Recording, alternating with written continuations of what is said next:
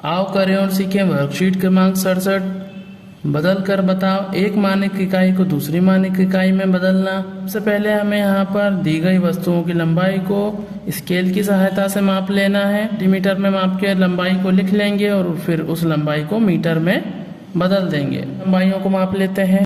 जिस प्रकार से हमने स्केल का प्रयोग करके अपनी लंबाई को मापा, उसी प्रकार से हम इन सब वस्तुओं की लंबाइयों को भी स्केल की सहायता से मीटर में माप लेंगे।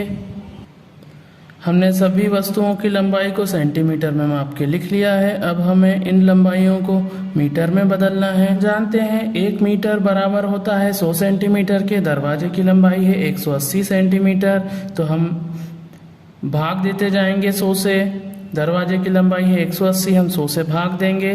तो यहाँ पे आपको ध्यान रखना है 100 में 2 शून्य है, तो यहाँ पे दशमलव स्थान 2 स्थान बाईं ओर खसकेगा। तो दरवाजे की लंबाई आ गई है 1.8 मीटर। पलंग की लंबाई है 150 सेंटीमीटर, तो हम 100 से भाग देंगे तो 1.5 मीटर पलंग की लंबाई है। इसी प्रकार से सारी लंबाइयों में हम 100 से भाग देते जाएंगे तो हमें मीटर में लंबाई मिलती जाएगी। बाहाँ की लंबाई है 70 सेंटीमीटर, हम 70 में भाग देंगे 100 से।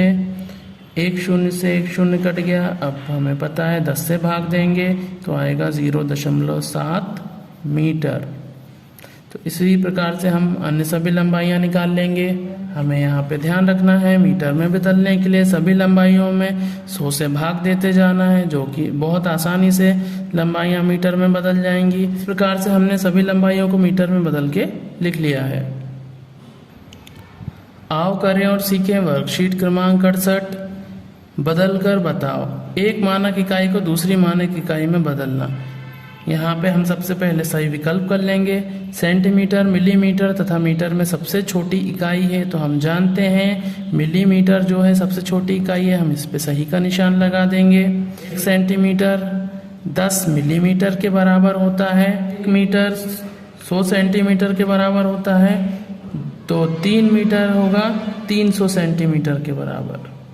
9 मीटर होगा 900 सेंटीमीटर के बराबर। 5 मीटर 500 सेंटीमीटर के बराबर होगा। 10 मीटर 1000 सेंटीमीटर के बराबर होगा।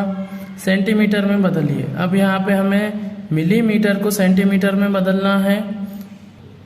हम जानते हैं 10 मिलीमीटर बराबर होता है 1 सेंटीमीटर के, तो मिलीमीटर 1 सेंटीमीटर का 10वां भाग होगा। अब 50 मिलीमीटर हमें निकालना है कितने सेंटीमीटर में होता है, तो हम 10 से भाग देते जाएंगे तो 10 1 शून्य से 1 शून्य कट जाएगी, तो यहाँ बचा 5/1 यानी 5 सेंटीमीटर।